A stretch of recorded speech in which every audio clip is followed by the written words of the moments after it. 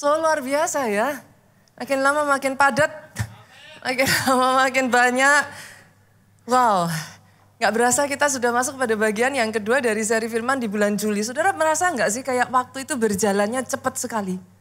Kayak saya itu ngerasanya kayak baru aja bulan Januari kemarin kita crossover. And then sekarang kita sudah ada di semester yang ketiga. Semester yang kedua. Kita masuk di bulan Juli, saudaraku. Dan di bulan Juli ini kita masuk di seri firman, ada yang masih ingat? Tuhan, Gembala jiwaku. Di bagian yang kedua ini, saudaraku, saya akan berbicara tentang kelelahan. Saya percaya firman ini spesial, saudaraku. Tapi sebelum saya melanjutkan, izinkan saya mengatakan ini kepada saudara di tempat ini. Bu, yuk jangan kalah dengan kelelahanmu. Saya tahu firman ini menjadi satu deklarasi. Ada keberanian untuk berkata, Pastor, saya tidak mau kalah dengan kelelahan saya. Sejak dari hari ini saya berdoa, saudara yang hari-hari ini ada di posisi yang terus-menerus lelah. Berani berdiri dan mengatakan atas kehidupan saudara, tidak kalah dengan lelah. Saya tidak mau kalah dengan kelelahan saya. Itu sebabnya saya akan membagikan satu pesan firman yang berjudul tidak kalah dengan lelah. Tidak kalah dengan lelah. Karena saudara jujur hari-hari ini ya saya banyak berjumpa dengan orang-orang yang berkata kepada saya, Pastor, I'm tired. Capek loh. Jadi terpikirkan ya saudaraku, kita sering ngomong capek gitu. Berapa banyak di sini yang gak pernah bilang capek? Ada gak ya? Gak ada ya. Semua orang pernah bilang capek. Tapi pernahkah saudara merenungkan sebenarnya kelelahan itu apa sih? Capek itu apa sih? Nah saya kemarin cari saudara, saya bacakan ya. Ternyata kelelahan adalah hilangnya energi, Pak. Di dalam diri seseorang akibat pemakaian energi yang berlebih. Saya sederhanakan saja, berarti kelelahan itu besar pasak daripada tiang. Ketika yang saudara butuhkan dengan yang saudara miliki di dalam diri saudara tidak seimbang, yang terjadi adalah kelelahan. Hanya jujur ya saudara, saya merenungkan, saya nggak tahu apakah saudara setuju dengan saya, sejak dari pandemi itu semakin banyak orang itu yang mengeluh lebih cepat capek loh. Saudara melihat hal yang sama nggak? Saya sempat berpikir kenapa ya? Khususnya di kota seperti Jakarta saudaraku. Ritme kehidupan itu kan kayak cepat sekali, tadi saya katakan gitu. Time flies. Kita nggak berasa pressure-nya, tekanan saudaraku, tuntutan pekerjaan di Jakarta orang berangkat kerja pagi-pagi. Ditambah dengan jalanan yang macet Pak. Akhirnya orang berangkat jadi lebih pagi lagi. Berapa banyak yang karena di Jakarta ini tidak mampu afford untuk tinggal di kota. Akhirnya banyak yang tinggal di area yang lebih di pinggir gitu. Kalau yang di dalam kota waktunya mungkin setengah jam, 1 jam. Kalau di pinggir saudara takes even longer.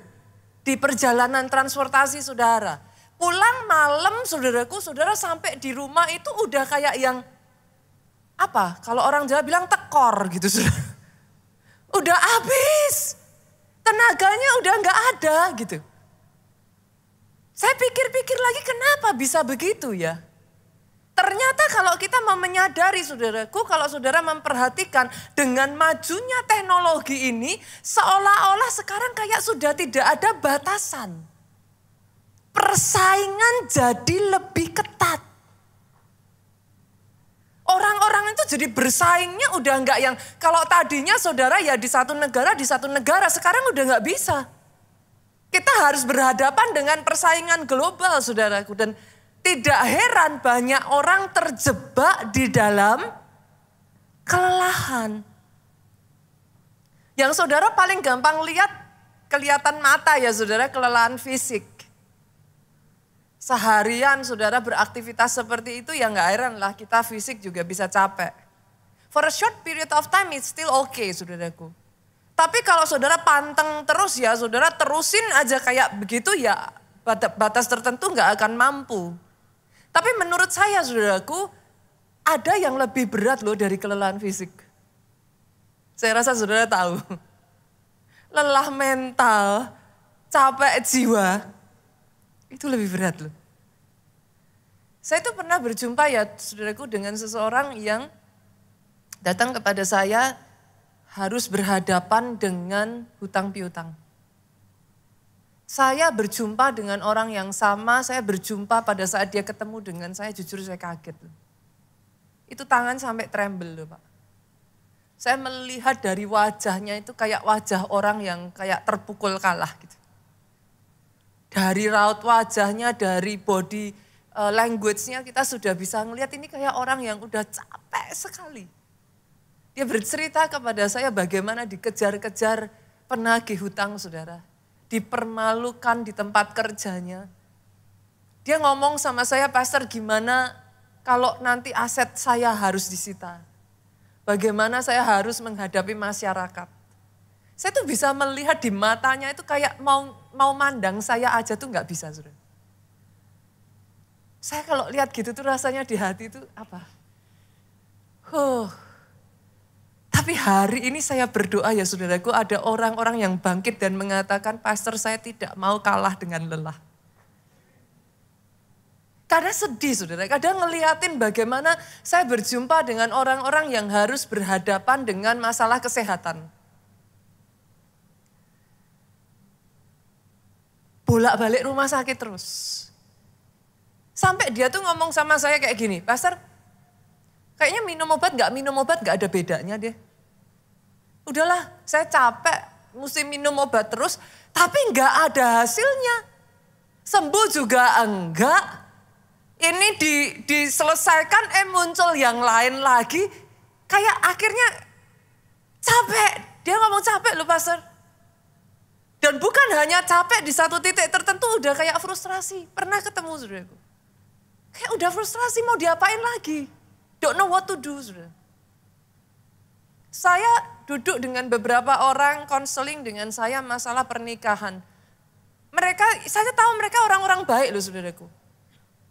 Tapi sampai di titik yang kayak apa ya, Pastor kayak saya I'm trapped. Kayak saya terjebak dengan orang yang salah and I cannot do anything gitu. Terus mau gimana lagi?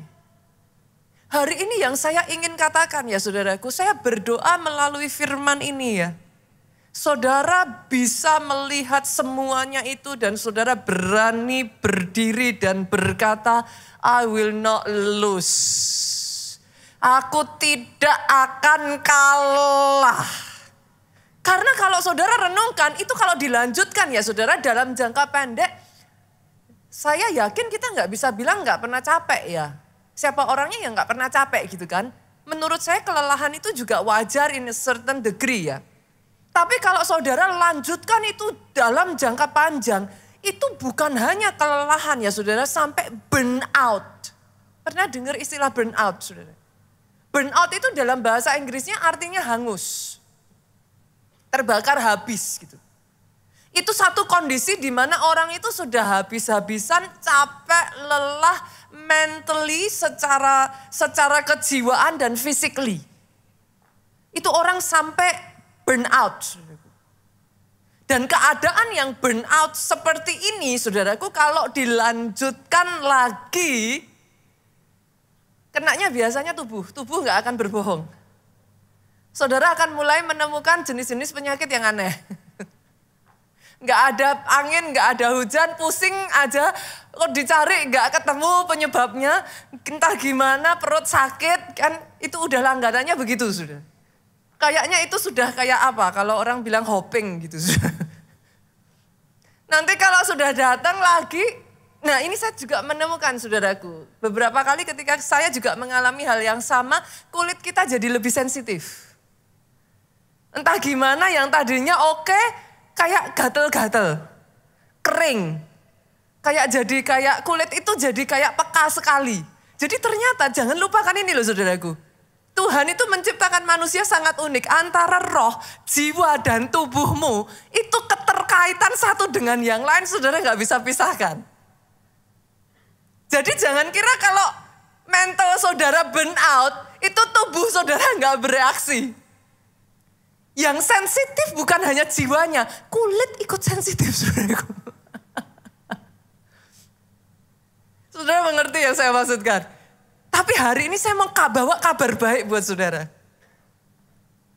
Saya tuh kalau baca Alkitab semakin takjub dengan bagaimana kita itu punya Tuhan yang sangat peduli bahkan dengan kesehatan jiwa kita loh. Jangan salah loh saudara. Tuhan kita itu bukan Tuhan yang kayak apa? Hanya perkara roh gitu, enggak saudara. Dia menyadari bahwa manusia itu terdiri dari roh, tubuh, dan jiwa. Saya bacakan ya ayatnya, kita lihat yuk. Matius pasalnya 9 ayatnya yang ke-36. Lihat saudaraku. Saya tuh kalau baca ayat ini ya, saya tuh amazed dengan Yesus saya loh. Ini kalau saudara nanti baca sebelum-sebelumnya, saudara akan menemukan Yesus itu sudah di dalam posisi yang capek saudara. Dia di dalam perjalanan jauh. Setelah itu saudaraku, ayat ini ngomong kayak gini, melihat orang banyak itu. Tergeraklah hati Yesus oleh belas kasihan kepada mereka. Karena apa saudara?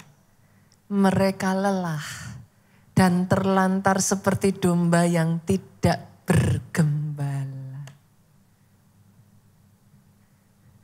Kita masuk dalam satu seri firman apa? Tuhan, gembala jiwaku. Datang sama dia yuk. Jangan jadi seperti domba yang gak bergembala. Dia gembala jiwamu yang akan membawa engkau ke padang yang berumpun hijau. Dia memeliharakan engkau begitu rupa. Sampai engkau terpelihara. Rohmu kuat, jiwamu kuat, tubuhmu kuat. Sehingga the full potential, maksimum capacity yang Tuhan sudah beri atas hidupmu, itu digunakan secara dahsyat. Saya tidak heran akan melihat orang-orang di tempat ini, engkau orang-orang yang dipakai Tuhan, orang-orang yang sukses, orang-orang yang dipakai jadi berkat. Apa yang dikerjakan tanganmu dibuat berhasil. Bahkan sampai masa tuamu, buahmu tetap gemuk. Buahmu tetap gemuk, tidak layu. Oh kalau mau tepuk tangannya yang paling meriah buat Yesus Tuhan kita. Saya ajak jangan mau jadi domba yang jalan sendirian, saudara. Jangan mau jadi domba yang tersesat kiri dan kanan nabrak-nabrak sendiri. Jadikan dia gembala bagi jiwamu. Nah hari ini saudaraku, hari ini saya ingin mengajak saudara belajar dari sebuah kisah dari seorang nabi besar yang pernah mengalami kelelahan akut. Saya rasa saudara tahu dong namanya. Siapa saudaraku? Elia. Saya ingin mengajak saudara membaca sebuah ayat yang menurut saya ayat ini unik gitu. Kita lihat ya, Yakobus pasalnya yang kelima ayatnya yang ke-17. Saya bacakan buat saudara. Elia adalah manusia biasa sama seperti kita. Dan ia telah bersungguh-sungguh berdoa supaya hujan jangan turun. Dan hujan pun tidak turun di bumi selama 3 tahun dan 6 bulan. Sampai di situ saudaraku, perhatikan ke depan. Berapa banyak dari saudara yang setuju dengan saya, seseorang yang doanya sampai menghentikan hujan 3,5 tahun itu nggak bisa dianggap main-main loh saudara. Berapa banyak yang setuju dengan saya, apa yang dilakukan oleh Elia ini extraordinary. Dia orang hebat. Dia orang yang diurapi. Tapi yang saya heran, ayat ini memulainya bukan menceritakan semua kehebatan Elia. Tapi ayat ini dimulai dengan ngomong, Elia, manusia biasa, sama seperti saudara dan saya. Saya senang sekali baca ayat ini, saudaraku. Dan sama seperti saudara dan saya, Elia juga bisa capek. Nanti kita baca ceritanya, saudara. Elia juga bisa capek. Artinya kalau kita membaca ayat ini, maka kita menyadari satu hal.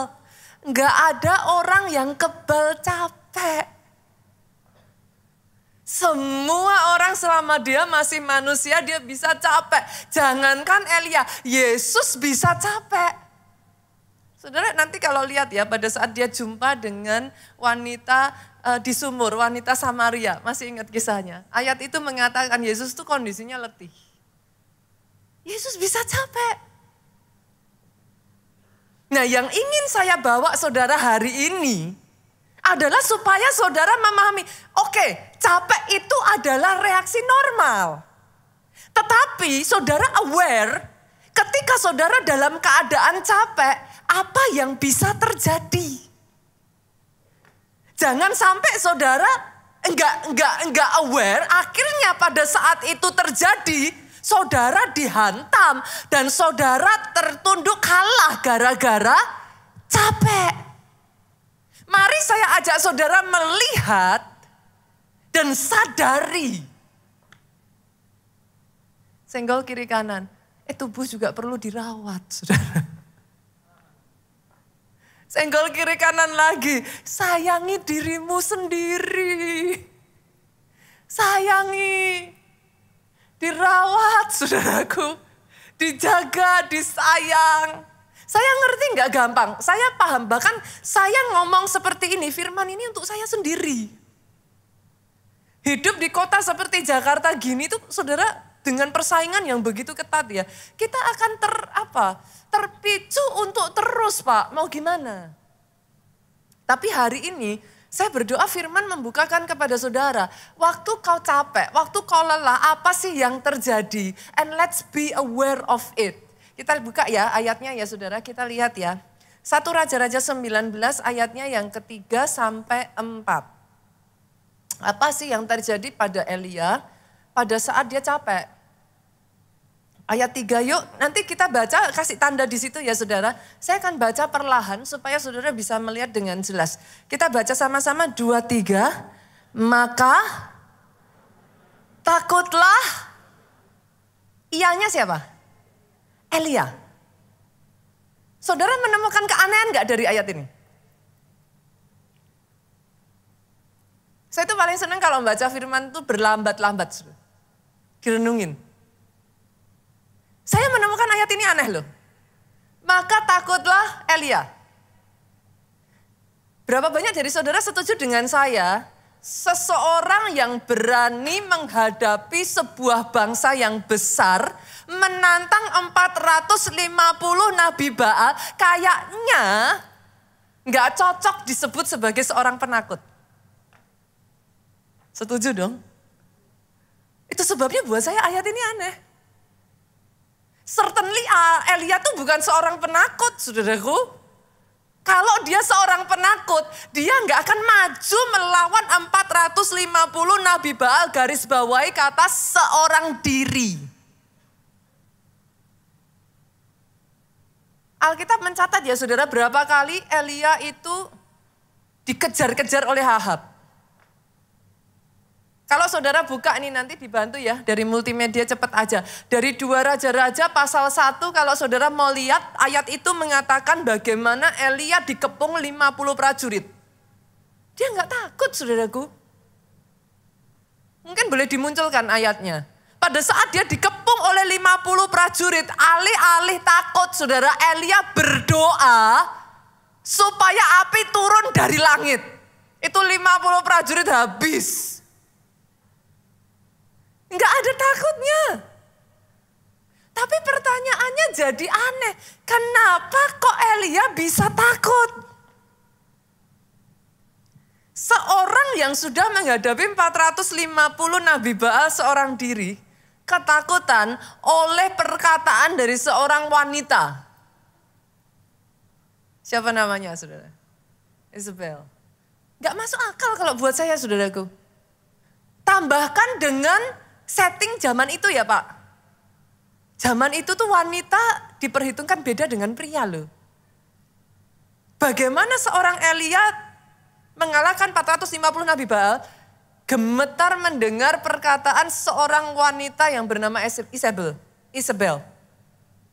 Enggak masuk akal, saudara. Boleh enggak perhatikan ke depan Bapak Ibu? Dengar ini baik-baik. Ketakutan. Saya katakan ini ya saudaraku. Supaya di kedepan hari saudara bisa memahami apa yang terjadi. Ketakutan tidak muncul karena saudara menghadapi masalah yang tidak ada solusinya. Banyak kita berpikir kita takut karena kita sedang menghadapi masalah yang tidak ada solusinya.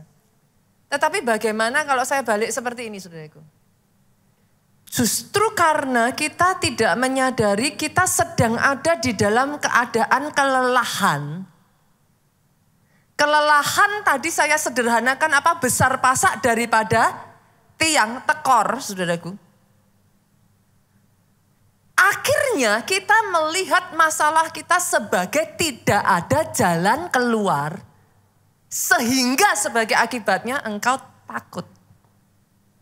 Saudara bisa mengerti yang saya maksudkan? Itu sebabnya saya ingin mengatakan kepada saudara. Kalau Elia, seorang yang menghentikan hujan selama 3,5 tahun saja bisa mengalami itu. Apakah menurut saudara kita tidak bisa mengalami itu? Pastor, kalau seperti itu bagaimana? Be aware of it. Kan saya nggak bisa loh pastor menjaga terus untuk saya nggak lelah. Gimana caranya? Namanya dalam kehidupan kita berjuang ya pasti ada momen kelelahan. Tetapi di momen saudara ada di titik itu sadari. Jangan tekor. Kalau sampai toh saudara mengatakan pastor saya nih ada di titik yang saya capek nih. Jagai saudara. Saudara ngerti bahwa di momen-momen itu iblis akan mengintimidasi, iblis akan menyerang. Baru saja kemarin saya ngobrol dengan salah satu pelayan Tuhan di gereja kita. Dia sedang ada di tengah perjuangan saudaraku. Dia ngobrol dengan saya sekian waktu yang lalu. Dan dia berkata, pastor sejak dari saya ngobrol dengan pastor itu sudah berjalan sekian bulan dan everything is okay, everything is good. Tapi kenapa tiba-tiba saya kayak ada dalam keadaan yang dicekam dengan ketakutan. Saya mulai down lagi, pastor. Saya katakan kepada dia, it's only normal, saya bilang. Setelah punya ngobrol, saya tanya, ada enggak trigger tertentu nih yang deket-deket ini yang kamu, ya saya kemarin sekian waktu sedang ada acara yang padat sekali, pastor, selama berhari-hari. Kurang tidur dan capek. Nah, poinnya pastor apa? Be aware. Sadari, saudara. Bahwa ketika engkau ada di momen yang kelelahan, yang pertama orang yang kelelahan mudah ketakutan. Perhatikan itu, saudara. Pertama itu mudah ketakutan. Tapi yang kedua, ketika seseorang di dalam keadaan yang kelelahan, kita balik lagi ya. Di 1 Raja-Raja 19 ayatnya yang ketiga sampai keempat tadi saya lanjutkan. Maka takutlah ia, tapi enggak cuma takut saudara. Setelah Elia ketakutan, dia bangkit dan pergi menyelamatkan nyawanya. Setelah sampai ke Berseba yang termasuk wilayah Yehuda, ia meninggalkan bujangnya di sana. Yang kedua, kelelahan itu membuat kita kalau enggak hati-hati, punya tendensi lari dari tanggung jawab. Kita jadi kayak merasa nggak punya kekuatan untuk face the problem. Pernah nggak saudara di sini ada yang ngalami waktu-waktu seperti itu rasanya pengen lari aja. Rasanya pengen sembunyi, pengen nggak ketemu siapa-siapa. Pengen rasanya kayak sudah forever, kayak pergi ke negeri yang lain kayak gitu. Saudara. Ada?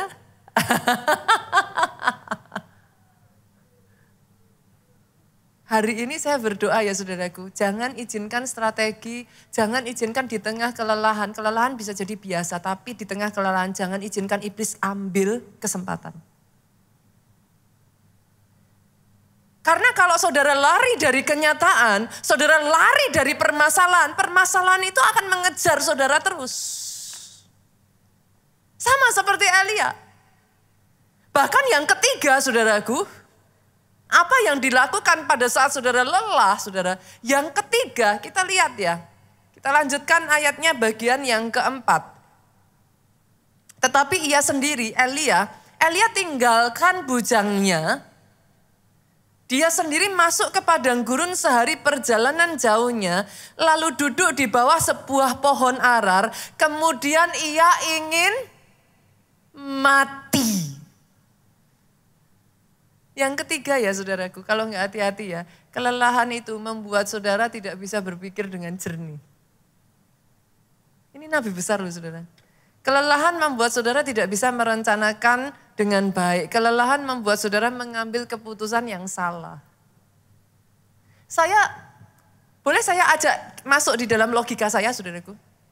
3,5 tahun Elia dikejar-kejar oleh Ahab dan gak ketemu. Menurut saudara, Elia ini orang yang punya strategi yang baik, pemikiran yang baik dan tajam enggak? 3,5 tahun enggak ketangkep loh, saudaraku. Dari waktu ke waktu Elia itu merencanakan dengan sangat detail loh. Dia ketemu dengan ini, dia bukan hanya perencanaan, dia itu a man of anointing. Orang yang penuh dengan urapan. Bagaimana mungkin seorang yang seperti itu bisa berkata, aku mau mati saja. Saudara mengerti yang saya maksudkan? Beware, hati-hati dengan kelelahan. Jangan anggap remeh. Ada banyak orang mengatakan kepada saya, Pastor kayaknya kalau di Jakarta ini enggak capek itu enggak mungkin. Manage, atur saudaraku. Dalam batasan tertentu, saudara kelelahan, that's okay. Saudara panteng terus aja, saudara. Badan kita, jiwa kita, bahkan roh kita kalau nggak hati-hati juga nggak kuat. Seorang seperti Elia yang diurapi, seorang yang kalau boleh saya mengatakan strateginya itu luar biasa sekali loh saudaraku. Elia itu. 3,5 tahun loh. Nggak gampang saudaraku. Tapi orang seperti itu bisa mengambil satu keputusan yang sama sekali nggak masuk akal. Dia lari, bujangnya malah ditinggal, saudara. Dia lari dari kenyataan, bukan hanya itu, dia jadi kayak sudah nggak berpikir dengan jernih. Yang keempat, kita baca ayat yang keempat bagian B ya saudara. Apa yang kelelahan bisa lakukan dalam kehidupan kita? Katanya, kemudian ia ingin mati, katanya, cukuplah itu. Sekarang ya Tuhan, ambillah nyawaku, sebab aku ini tidak lebih baik dari nenek moyangku. Saudara menemukan yang aneh gak dari ayat ini? Yang keempat saudaraku, ketika engkau membiarkan kelelahan dan engkau tidak waspada saudara. Kelelahan bisa membuat saudara merasa apa yang kau kerjakan selama ini sia-sia. Elia tuh sampai ngomong gini, aku gak lebih baik dari nenek moyangku. Omong kosong. Nenek moyang Elia membawa bangsa Israel menyembah berhala, berbalik meninggalkan Tuhan. Elia ngomong, aku gak lebih baik dari nenek moyangku. Menurut saudara, does it make sense? Elia saudaraku, membawa bangsa Israel. Menurut saya apa yang dilakukan Elia ini very epic ya saudara. Sangat epic sekali gitu. Dia membawa satu bangsa yang besar berbalik dari menyembah berhala kepada Tuhan loh. Tapi Elia ngomong, sia-sia. Kata sia-sia ini ya saudaraku familiar di telinga saya. Masih ingat ayatnya enggak saudara? Siapa yang mengatakan vanity, vanity, everything is vanity. Siapa Salomo? Orang terkaya di dunia. Come on. Saudara yang hari-hari ini sempat berpikir apa yang saya katakan. Engkau bahkan sempat berpikir, udahlah pastor saya mau mengakhiri hidup saya. Udahlah pastor cukup saya mau tinggalkan semuanya. Udahlah pastor saya bukan istri yang baik. Saya bukan ibu yang baik. Saya bukan seorang yang baik pastor. Semua yang saya kerjakan salah. Semua yang saya kerjakan gagal. Buat apa semuanya? Kalau ada di antara saudara yang sedang ada di dalam keadaan ini hari ini ya saudaraku, datang kepada Sang Gembala jiwamu. Datang kepada Sang Gembala jiwamu. Jangan izinkan iblis mengambil kesempatan dengan mengatakan kepada saudara, you are nothing. Engkau bukan siapa-siapa, apa yang kamu kerjakan percuma, sia-sia semua yang kamu perjuangkan gak ada gunanya, udah menyerah aja. Jangan izinkan iblis memanipulasi saudaraku. Mengambil kesempatan dalam kesempitan. Hari ini saya ingin membongkar itu semua. Saya ingin membawa saudara melihat, be aware. Karena tanpa saudara sadari, kelelahan itu ya saudaraku. Membawa saudara. Karena saudara tidak punya kekuatan yang cukup. Yang namanya lelah tadi apa? Besar pasak daripada tiang. Energi yang saudara butuhkan untuk berperang, you do not have it. Tapi bukan berarti saudara kalah. Bukan berarti saudara tidak bisa apa-apa. Bukan berarti saudara nobody.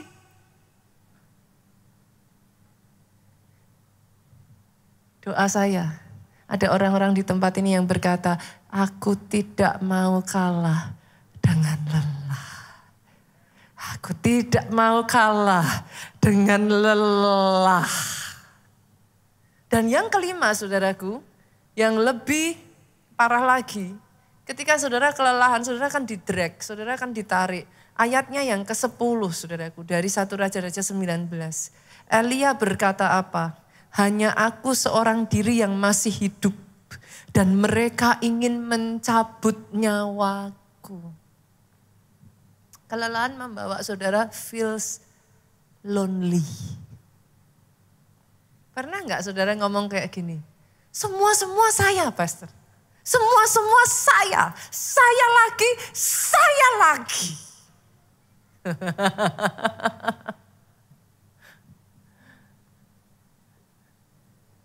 Elia ngomong loh saudara. Mereka sudah dibunuh semua, tinggal aku. Apakah benar-benar tinggal Elia? Multimedia boleh dimunculkan. Masih ingat kisahnya pegawainya Ahab yang bernama Obadya? Dia menyembunyikan 100 orang nabi Allah yang takut akan Tuhan, yang tidak menyembah Baal. Masih ingat kisahnya saudaraku? Beberapa waktu yang lalu di khotbah kita munculkan ayat itu. Mungkin boleh dibuka dari multimedia, sudah saya minta untuk dipersiapkan. Bahkan ya saudaraku, di dalam satu ayat yang lain, di dalam 1 Raja-Raja 19, bukan hanya 100 orang yang dipelihara ini saudaraku. Alkitab mencatat Tuhan itu menyisakan 7.000 orang dari bangsa itu yang tidak menyembah tidak menyembah Baal sama sekali. Tapi di sini Elia merasa, aku lagi, aku terus. Hari ini ya saudara, saya berdoa biarlah firman ini dibukakan atas kehidupan saudara. Karena saya pernah ada di keadaan itu saudaraku. Saya pernah ada di keadaan seperti itu, saudara. Dan di tengah keadaan seperti itu ya saudara, you feel like you are alone. Gak ada satu orang pun yang berjuang dengan saudara. Iblis akan terus mengatakan hal-hal yang dia akan pakai, saudara. Kemarin saya ngobrol dengan salah satu pelayan Tuhan ini dan saya katakan, sebagian orang ngomong jangan salahkan iblis terus. Ya memang dia udah salah, saudaraku. Gak usah disalahin, emang dia itu sudah salah. Memang perkara kita jatuh atau enggak jatuh itu pilihan kita. Tetapi di dalam setiap kesempatan, saudara jangan lupa dia akan cari kesempatan. Lawanmu iblis akan berkeliling. Kalau saudara kuat, dia mau nyerang saudara juga saudara tamblek aja. Karena buat saudara it's okay, hadapi. Tapi pada saat engkau lelah, telinga saudara ini mendengar. Gak ada yang bantuin kamu. Semua gak peduli, gak ada yang sayang. Kamu cuman sendirian, buat apa? Saudara mengerti yang saya maksudkan? Hari ini yuk, sama-sama yuk. Kita melihat. Saya berdoa sejak dari hari ini firman Tuhan diberitakan ya. Akan terjadi sama seperti Elia. Orang-orang yang ada di dalam keadaan kelelahan, Tuhan bangkitkan kembali, Tuhan rubah situasi saudara. Sehingga kelelahan jadi kekuatan. Karena jangan lupa saudaraku, Elia mengalahkan 450 Nabi Baal itu belum selesai loh tugasnya. Kalau pada saat itu dia berhenti, kebayang gak itu hujan belum turun saudara. 3,5 tahun bisa jadi 5 tahun, bisa jadi 10 tahun. Jadi apa itu bangsa Israel? Maaf saudara, izinkan saya mengatakan ini kepada saudara, tugasmu belum selesai. I'm so sorry. Sebagian dari saudara sudah berkata, Pastor I'm so tired. Kok tega toh Pastor, tapi saya harus ngomong ini, belum selesai. Tuhan masih mau pakai engkau untuk perkara besar. Tuhan masih mau pakai hidupmu jadi berkat buat banyak orang di sekelilingmu. Belum selesai. Itu sebabnya saudaraku, saya mau ajak kepada saudara 2 poin saya yang terakhir. Bagaimana Tuhan merubah kelelahan Elia menjadi kebangkitan dan kekuatan. Yang pertama saudara, kita buka yuk. 1 Raja-Raja pasalnya yang ke-19 tadi saudara. Ayatnya yang ke-5. Ini menarik saudaraku, sangat menarik. Saya tuh berpikir ya, Tuhan kita itu apa? Sangat manusiawi sekali loh saudara. Saya tuh kalau baca ini ya saudara, dan semakin mengenal Tuhan kita ya, saya tuh semakin jatuh cinta loh. Tuhan kita itu sangat manusiawi sekali, sangat manusiawi sekali. Sesudah itu ia berbaring dan tidur di bawah pohon arar. Lihat kiri kanan lagi boleh enggak saudara? Kalau capek tidur.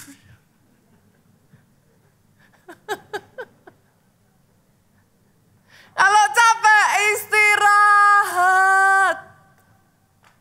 Oh saya takjub beneran saudaraku. Saya takjub. Tuhan kita itu sangat manusiawi. Tuhan tuh gak bilang, masa kamu segitu aja gak kuat? Masa kamu gitu aja gak bisa? Enggak loh saudara. Disuruh tidur sama Tuhan. Nah yang jadi masalah, justru banyak orang dalam keadaan yang seperti itu malah gak bisa tidur. Udah capek, tambah begadang. Loh, coba renungkan perkataan saya ini ya. Manusia diciptakan Tuhan itu ajaib. Bapak Ibu, come on. Senggol kiri kanan lagi. Kamu bukan robot. Kalau robot tinggal dipencet on and off. Tapi manusia diciptakan Tuhan dengan satu mekanisme ya saudara. Pada saat engkau tidur, tubuh kita ini punya kemampuan memulihkan diri sendiri. Amazing saudaraku. Tubuhmu diciptakan Tuhan untuk bisa mendetoks dirimu sendiri. Itu sebabnya Tuhan bilang, kalau capek, tidur. Nah masalahnya banyak orang gak bisa tidur. Nah it becomes a problem. Kita cari yuk, kita cari ya. Saya tuh pengen bacain saudara satu ayat ini, lihat ya. Mazmur 23 ayat 1-3. Konsisten saudaraku. Harusnya hafal dong ayat ini. Apa ini? Ayat tentang apa saudara? Mazmur, Daud, Tuhan adalah gembalaku. Kita sedang berbicara Tuhan gembala jiwaku. Tuhan adalah gembalaku, dia apa? Membuat kita tak akan kekurangan aku. Bagian dari Tuhan membuat engkau tidak kekurangan adalah ayat kedua, kita baca sama-sama dengan suara paling keras. 2, 3. Ia membaringkan aku di padang yang berumput, disuruh tidur. Konsisten kan saudara? Seorang gembala yang baik, Tuhan gembala kita, dia ngerti yang kita butuhkan tidur. Pastor, kalau dalam kondisi ketakutan kayak gitu, masalah kayak gitu ya mana bisa tidur. Tapi ada satu orang yang hebat saudara. Kita buka ayatnya, Mazmur yuk. Ada satu orang yang di tengah pelarian dikejar-kejar puluhan ribu prajurit. Yuk, Mazmur 4 ayat 9. Dengan tentram kata Daud, aku mau membaringkan diri lalu segera tidur. Sebab hanya engkaulah ya Tuhan yang membiarkan aku diam dengan... Nanti kita bahas ya saudara. Ini obat insomnia saudara. Yuk kita lihat lagi. Mazmur 3 ayat 6 sampai 7. Berapa banyak dari saudara yang menemukan seperti saya. Firman Tuhan itu ajaib. Firman Tuhan itu ajaib. Firman Tuhan itu indah saudara. Ayat 6 ngomong gini. Aku membaringkan diri, masih Daud saudara. Lalu tidur. Senggol kiri kanan. Jangan nonton YouTube. Membaringkan diri lalu tidur. Jangan main sosmed. Tidur. Sebab Tuhan menopang aku. Aku tidak takut kepada puluhan ribu orang yang siap mengepung aku. Saya menemukan ayat ini kontradiksi. Saudara. Kenapa Pastor? Saya bacain ya. Satu ayat, ini kan Daud yang dikejar-kejar. Saya tunjukin kepada saudara, Saul yang ngejar-ngejar. Kita lihat ya, 1 Samuel 26 ayat 7. Daud yang dikejar-kejar, aku berbaring lalu tidur. Saul yang dikejar-kejar, lihat. 1 Samuel 26 ayat 7 ngomong gini. Datanglah Daud dengan Abisai kepada rakyat itu pada waktu malam. Daud mengintai saudara. Tampaklah di sana Saul berbaring tidur. Nah, Saul itu hanya bisa tidur. Perhatikan. Kalau dia berbaring di tengah perkemahan dengan tombak terpancung di tanah pada sebelah kepalanya. Sedang Abner ini kepala panglimanya saudara. Dan rakyat itu berbaring di sekelilingnya. Daud yang dikejar-kejar, yang pelarian, dia berbaring lalu tidur. Saul nggak bisa tidur. Kalau enggak dikelilingi dengan banyak orang saudara. Kalau enggak ada senjata, tombak ditancapkan di samping kepalanya. Hari ini belajar dari Daud yuk. Gampang tidur saudara. Aduh. Karena memang mekanisme di dalam diri kita itu membutuhkan itu.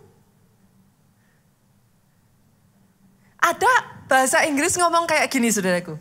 Saya kemarin juga waktu ini saya bingung nih maksudnya gimana ya. Tapi sekarang saya tahu. Kita terbiasa dengan kata-kata ini. Do your best. Let God do the rest. Itu bagus. Lakukan yang terbaik. Kemarin saya sampai salah saudaraku. Saya pertama bingung gitu. Lakukan yang terbaik maka Tuhan yang akan menyempurnakan. Tapi saya bawa boleh enggak saudara? Satu level lebih maju. Tapi jangan disalahartikan ya. Ini diinget-inget nih nanti menit keberapa jangan sampai dipotong-potong Pastor Nita nyuruhnya ngawur gitu. Saya bawa next level. Do the rest. Istirahatlah. Let God do the best.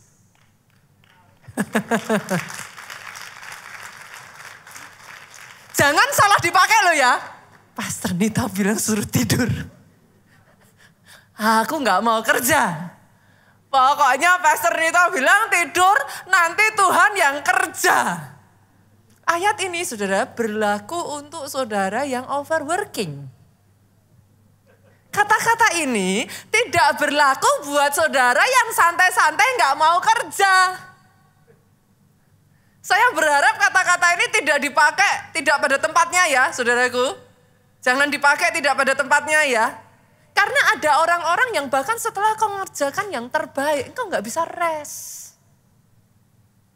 Aku masih berpikiran nanti kurang ininya. Aku masih harus begini. Seolah-olah Tuhanmu itu gak bisa ngerjain untuk engkau. Masih sibuk lagi, masih ribut lagi. Pokoknya kalau bukan saya gak bisa. Ada yang seperti itu? Gak ada yang ngaku, saudara. Renungkan perkataan saya ini, saudaraku. Do the rest. Istirahat. Masuk dalam tempat peristirahatan Tuhan. Let God do the best. Oh, kalau mau tepuk tangan yang paling meriah. Saya berdoa ya, sejak dari hari ini ya saudaraku, saudara menemukan bahwa Sang Gembala jiwamu tidak akan berdiam diri. Yang saya tahu, tidak pernah tertidur dan tidak pernah terlelap Sang Penjaga Israel. Ingat saudaraku, pada saat engkau gak bisa tidur, things are not getting better. Engkau butuh tidur, sehingga kekuatanmu pulih. Untuk melanjutkan peperangan dan perjuanganmu. Tapi pada saat engkau tidur, firman Tuhan berkata, orang yang Dia kasihi pada saat tidur diberkati. Oh come on saudara, ayo belajar. Tapi sekali lagi saya disclaimer ya, jangan dipakai untuk alasan ya perkataan saya ini ya. Tapi yang pertama saudara, cara Tuhan memulihkan Elia, dia harus istirahat. Balik, gain power lagi. Pulihkan waktu-waktu engkau bersaat teduh, engkau mendekat kepada Tuhan. Dari situ kekuatanmu dipulihkan lagi saudara. Terus bekerja, terus mengusahakan itu baik, tetapi ada batasannya saudara. Kalau engkau tidak hati-hati, burn out, hangus. Yang kedua saudaraku, Tuhan memberikan Elia kesempatan untuk mengeluarkan isi hatinya. Saya tuh kalau baca ini ya, saya tuh jujur ya saudara jatuh cinta sama Tuhan saya loh. Dia tuh sangat manusiawi sekali gitu. Kita buka ya ayatnya ya, 1 Raja-Raja 19 ayat 9 sampai 10. Di sana masuklah Elia ke dalam sebuah gua dan bermalam di situ. Maka firman Tuhan datang kepadanya demikian. Apakah kerjamu di sini hai Elia? Coba lihat ayat 10 saudara. Nah ini saya bacakan dengan intonasi ya saudara. Jawabnya, aku bekerja segiat-giatnya bagi Tuhan. Allah semesta alam. Karena orang Israel meninggalkan perjanjianmu. Meruntuhkan mezbah-mezbahmu dan membunuh nabi-nabimu dengan pedang. Hanya aku seorang dirilah yang masih hidup dan mereka ingin mencabut nyawaku. Saudara bisa ngerasain gak intonasi frustrasi di situ? Menurut saudara loh, saya tuh berkali-kali tanya ini ya saudara. Tapi saudara mendeteksi keanehan dari ayat ini gak? Di mana keanehannya? Apakah Tuhan gak tahu keadaan Elia? Ayat ini mengingatkan saya, exactly Tuhan pernah melakukan hal yang sama pada Adam dan Hawa. Adam, Hawa, di manakah kamu? Emangnya Tuhan gak tahu mereka di mana? Tahu. Ini Tuhan juga ngomong, Elia, apa yang kamu kerjakan? Emangnya Tuhan gak ngerti? Elia sedang lari. Tahu. Masih ingat juga Tuhan tanya kepada Kain tentang adiknya Habel. Kain, di mana adikmu? Saudara perhatikan di sini saudara. Engkau punya Tuhan yang mau ngobrol sama engkau. Tuhan itu mancing percakapan. Tuhan itu senang dengar curhat kita, Pak. Come on. Jangan curhat di status. Bukannya menyelesaikan masalah, saya jamin masalah tambah runyam. Karena banyak orang curhat gak pada tempatnya. Saudara curhat di sosial media. Bukannya lebih baik, tambah berantakan, Pak. Tapi Tuhan itu membuka, ampun saudara, saya itu membayangkan kalau dimasukkan di zaman sekarang ya, Tuhan membuka kolom curhat gitu saudaraku. Saya tuh kadang nemuin ya, orang-orang aja tuh zaman sekarang ini unik sekali loh. Saya tuh banyak menemukan saudaraku, orang nge-DM saya, panjang dan lebar.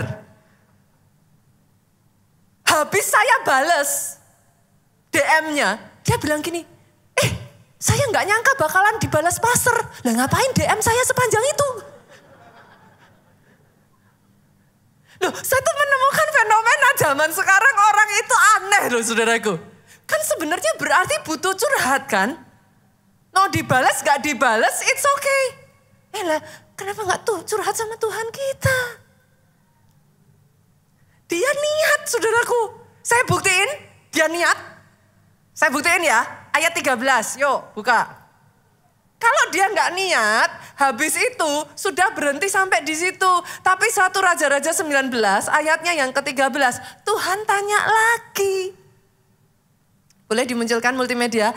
Segera sesudah Elia mendengarnya, ia menyelubungi mukanya dengan jubahnya lalu pergi keluar dan berdiri di pintu gua.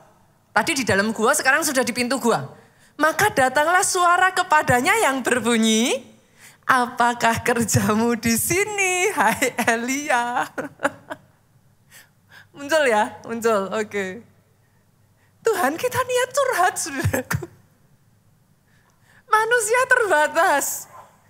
Tapi kau punya Tuhan yang mendengarkan setiap keluh kesahmu.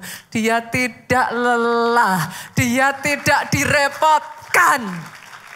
Dia mau mendengarkan engkau. Dan ajaibnya ya saudara, masih ingat kisahnya Hana? Kalau saudara curhat di status tambah runyam. Masih ingat Hana? 1 Samuel yuk, ayat terakhir kita buka. 1 Samuel pasalnya yang ke-1. Ayatnya yang ke-15, kita lihat ya. 1 Samuel 1 ayat 15. Yuk.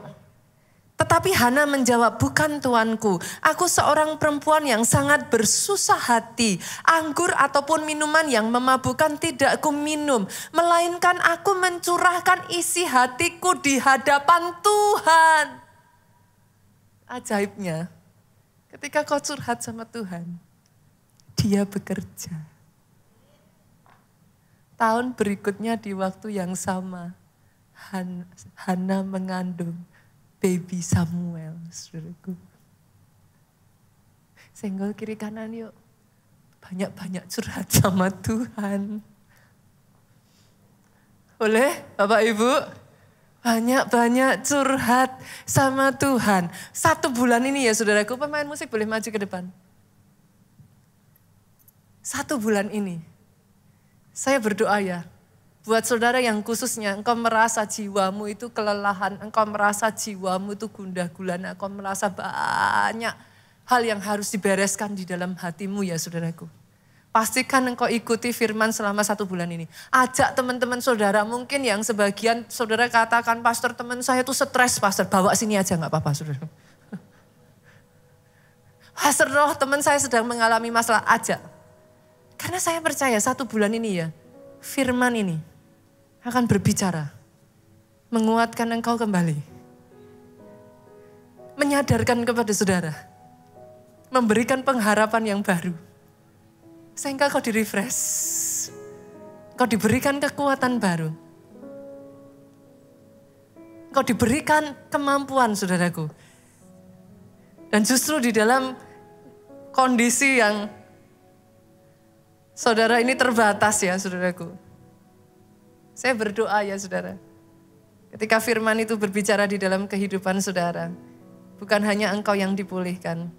Tetapi ada orang-orang di sekeliling saudara. Di-refresh kembali.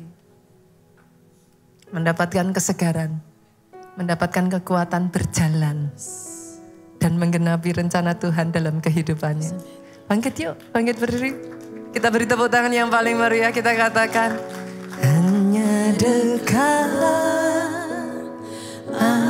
Allahku, rasa tenang hatiku, kau sertai jalanku.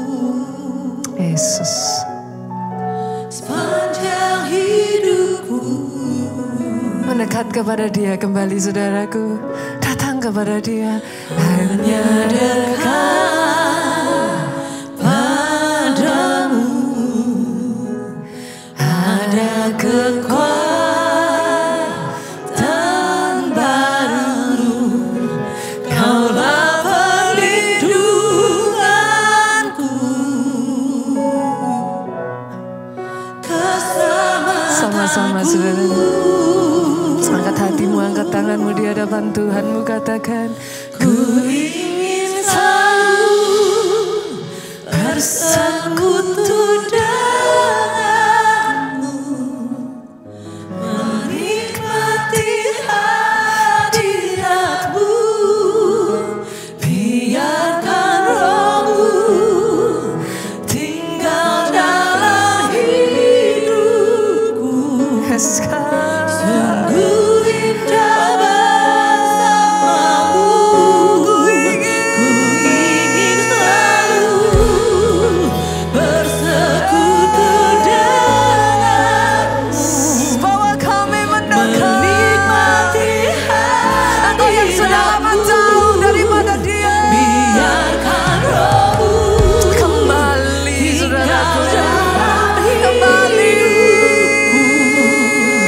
Sungguh indah bersamamu, ku ingin selalu bersekutu denganmu, menikmati hadiratmu, biarkan rohmu tinggal dalam hidupku.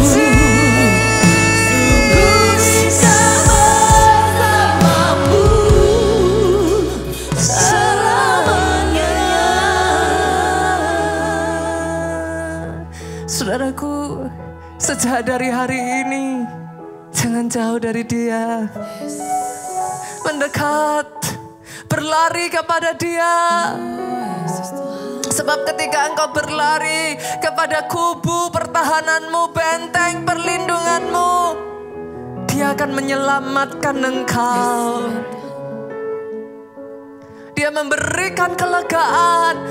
Itu sebabnya firman-Nya berkata, marilah kepadaku engkau yang letih lesu dan berbeban berat. Aku akan memberikan kelegaan kepadamu. Yesus Tuhan, satu demi satu kau melihat tangan-tangan yang diangkat di hadapanmu. Engkau melihat hati yang berseru kepadamu. Engkau melihat jiwa yang lelah. Ya Tuhan, dipuaskan hari ini.